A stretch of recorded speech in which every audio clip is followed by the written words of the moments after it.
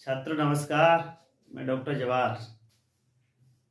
मध्यकाल की हम बात करते हैं तो गुलाम वंश सबसे पहले आता है और गुलाम वंश में गुड़ खाले तस्ला में ये ट्रिक है।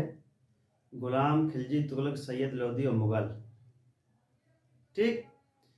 अब गुलाम वंश के कौन कौन शासक हैं? करोन आराम इतना रोई की रजाई में, बाहर का आलम नादेड़ गया कब क्यों सगाई में। नादेड़ गया कब क्यों और सगाई में, यानी हम बलबन की बात करेंगे। बलबन यानी पूरे गुलाम वंश का इल्तुतमिश के बाद रजिया, और रजिया के बाद फिर 3 निकम्मे शासक बनते हैं, अयोग्य शासक बनते हैं, और उनके बाद फिर बलबन नाम का इल्तुतमिश का गुलाम शासन करता है। रुकनुद्दीन फिरोज के बाद सबसे बेस्ट जो शासक होता है वो बलबन होता है। और बलबन वो व्यक्ति था जिसने 20 साल तक अपने दामाद के साथ में नायब के पद पर रहा और पूरी शासन सत्ता उसके हाथ में रही, या वजीर के पद पर रहा। और 20 साल बाद 1266 से लेकर के 1286 तक वो सुल्तान रहा। और ये भी बात कहा जाता है कि इल्तुतमिश ने 40 गुलामों का संगठन तैयार किया। उसका एक फाउंडर मैन था, एक उसका अधिकारी था, एक सदस्य था उसका। तो उसने कई सुल्तानों का शासन देखा था, इसलिए उसको शासन की सत्ता की समझ सबसे ज्यादा थी। इसलिए उसने अपने हिसाब से गुलाम वंश को चलाने का प्रयास किया और चलाया भी। चलिए आगे देखते हैं। बलबन का समय है 1266 से 1286 ईस्वी तक। 1266 से 1286 ईस्वी तक है। इसके बाद नसरुद्दीन महमूद की मृत्यु 1240 में हो जाती है और गद्दी पर स्वयं बैठता है। गद्दी पर स्वयं बैठता है और स्वयं को नसरुद्दीन महमूद का क्या उत्तराधिकारी और स्वयं को सुल्तान घोषित करता है। किसी की उसको जरूरत नहीं थी, स्वयं पावरफुल व्यक्ति था, क्योंकि उसके पास सेना का सर्वोच्च पद था नसरुद्दीन महमूद के समय। इसलिए सेना जिसके पास होती है वो सबसे महत्वपूर्ण व्यक्ति होता है, क्योंकि पूरी आर्मी उसके पास है, डिफेंस उसके पास है। ठीक।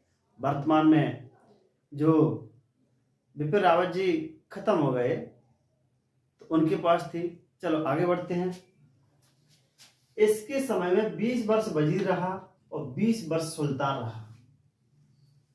बलबन ने अपने साम्राज्य विस्तार के लिए रक्त एवं लोहा की नीति अपनाई, कठोर नीति। अगर कोई व्यक्ति बलबन की बात को नहीं मानता तो उसको सीधे सीधे सजा और मौत, यानी लोगों में भय पैदा कर दिया, डर पैदा कर दिया। इस वजह से उसने रक्त और लोहा यानी तलवार के बल पर, खूनी क्रांति के बल पर उसने अपना साम्राज्य स्थापित किया। इतना डर था।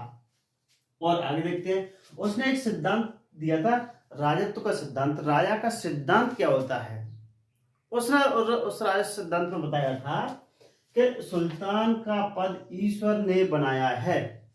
क्या बोल रहा है कि सुल्तान का जो पद है किसने बनाया है? छोटे मोटे व्यक्ति ने बनाया, नीचे किसी ने नहीं बनाया। कहाँ बनाया है? ऊपर बनाया है, ईश्वर ने बनाया है, खुदा ने बनाया है, अल्लाह ने, परमेश्वर ने बनाया है। दूसरे नंबर पर कहता है कि सुल्तान को निरंकुश होना कंपलसरी है। अगर सुल्तान निरंकुश नहीं होगा, तानाशाह न होगा, तो उसके अंदर डिक्टेटरनेस नहीं होगी, वो सुल्तान नहीं हो सकता।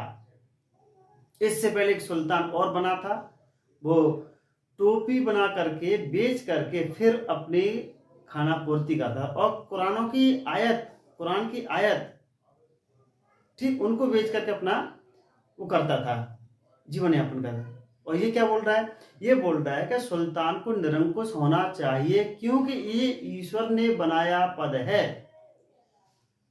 आगे देखते हैं। फिर दोषी एक लेखक है, उसने सहनामा लिखा है। वो कहता है कि सुल्तान का पद कैसा है? सुल्तान का पद पृथ्वी पर ईश्वर का प्रतिनिधि है, उसका स्थान पैगंबर के बाद आता है। किसी व्यक्ति में इतनी हिम्मत नहीं थी कि कोई तर्क करे, ये किसी में हिम्मत नहीं थी। फिरदौसी ने बोल दिया सहनामा में, क्या बोल दिया कि पृथ्वी पर किसका? सुल्तान का पद ईश्वर का प्रतिनिधि है और पैगंबर के बाद उसका स्थान आता है। धार्मिक भावनाओं के आधार पर उसने अपना साम्राज्य का विस्तार किया।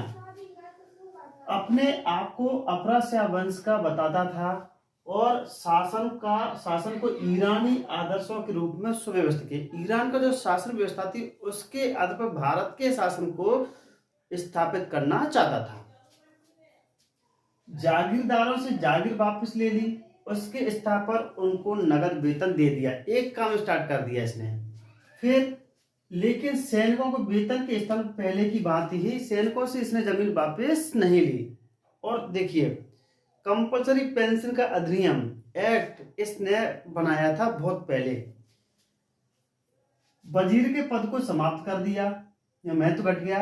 और नायब जैसा पद तो उसने समाप्त कर ही दिया, क्योंकि नायब जितने होते थे वो अपने आप पावरफुल होते थे। अगर इसके समय कोई नायब बनता है, सेना का नायक बनता है, वजीर बनता है, प्रधानमंत्री बनता है, तो सारी शक्ति उसके पास चली जाती है, सुल्तान के पास कुछ नहीं बचता। इसलिए उसने उस पद को समाप्त कर दिया।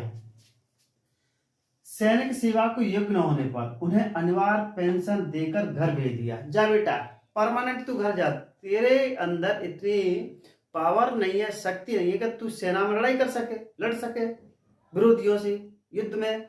लेकिन उसने क्या कि ऐसे सैनिकों को छांट लिया कि जो सैनिक सेवा के लिए क्या है, तैयार नहीं है, और तैयार है तो काम नहीं करे। ऐसे व्यक्तियों को अनिवार्य पेंशन देकर के घरे नौकरी से उसको घर ही भेज दिया पूरी तरीके से। 40 साल तुर्कान ए चहलगानी का विनाश किया।